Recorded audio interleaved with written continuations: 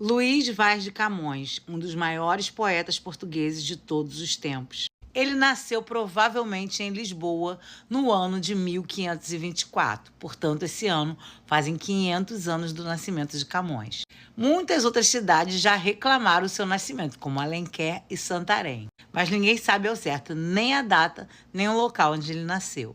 Apesar de ter morrido pobre, ele nasceu rico, de uma família de fidalgos. Fidalgo é filho de algo, ou seja, alguém da pequena nobreza. A origem da sua família era da Galícia. Ele teve uma educação boa, uma educação formal, mas sempre fugiu um pouco dos padrões. Seu tio era chanceler da Universidade de Coimbra. Ainda muito jovem, ele foi viver em Coimbra, fugindo da peste que assolava Lisboa. Ele era um cara bem popular. Apesar de não ser um homem bonito, ele era também de estatura mediana, com um cabelo um pouco ruivo. Ele era muito temperamental e muito divertido. Ele era super interessado em história e em latim. Mas era um fanfarrão, apesar de ser um excelente leitor, o que o diferenciava dos outros fanfarrões. Ele vivia na biblioteca, ele lia os maiores escritores da época. E logo na adolescência já era considerado um cara bastante culto e diplomático. Com 20 anos de idade, saiu de Coimbra e foi cair na esbórnia de Lisboa.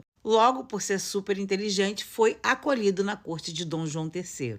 Logo, seu nome ficou conhecido em tudo quanto é furdunço lisboeta. Ele se metia em brigas, em amores, dormia em caminhas e em camões.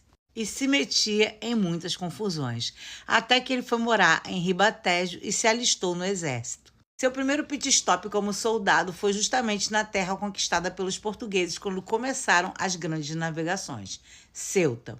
Foi justamente em Ceuta que ele se tornou um grande soldado. E lá também que ele perdeu o olho em uma batalha. 2 anos depois, ele volta para Lisboa, volta para a noitada que ele tanto gostava, mas acaba se metendo em um duelo com um guarda do Paço Imperial. Ele então é preso, mas acaba conseguindo o perdão do rei. E ele é perdoado, mas com uma condição. Agora você vai ter que servir à corte lá na Índia.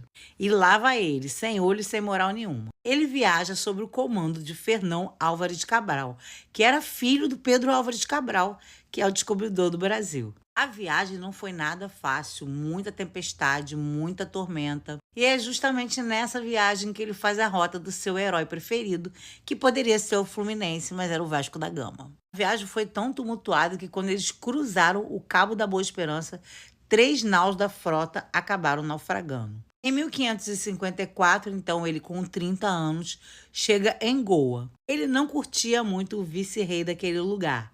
Então, ele fazia umas sátiras anônimas e logo foi pego. Afinal de contas, era um tempo em que muito pouca gente escrevia. Então, quem escrevia era facilmente identificado por sua caligrafia. E lá vai o nosso poeta Caolho preso de novo.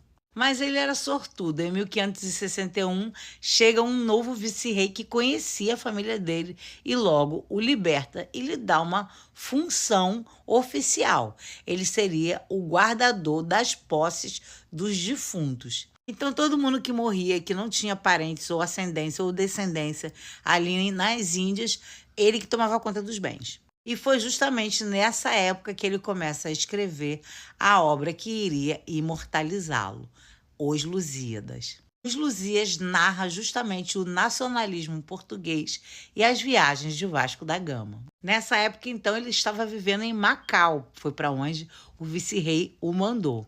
Ele volta, então, para Goa e sofre um naufrágio. E dizem, reza a lenda, que ele salva justamente o manuscrito dos Lusíadas, carregando ele na boca e levantando acima da água para que aquela obra não fosse perdida. Ele então foi transferido para a Malásia e lá nosso poeta foi preso novamente, dessa vez acusado de roubar as coisas dos defuntos. Mas, por sua sorte, o vice-rei dali era seu amigo de noitada de longa data, Dom Antão de Noronha, que então libera ele para voltar para Lisboa. Só que ele acaba sendo enganado por um tal de Pedro Barreto, que o leva para Moçambique. Lá em Moçambique ele começa a contrair dívidas, mas passa um tempinho, chega um novo vice-rei lá e é amigo da família dele, acaba pagando a dívida dele e mandando ele de volta para Lisboa. Ele volta a Portugal então em 1570 e vai viver em Cascais. Ali ele finaliza a obra Os Lusíadas. Ele então vai até a corte de Dom Sebastião para mostrar o seu trabalho e Dom Sebastião fica empolgadíssimo e encantado com aquela história e dá a ele uma pensão de 15.000 réis vitalícia. Infelizmente, seu fim não foi tão emocionante quanto a sua vida. Ele acaba gastando mais do que ganhava e Dom Sebastião acaba desaparecendo na batalha de Alcácer e ele fica sem a sua pensão. Ele chega a saber do desaparecimento de Dom Sebastião e em 1580 ele falece vítima da peste, sem nem imaginar que ele se tornaria o maior nome da lusofonia e um dos maiores escritores da literatura universal.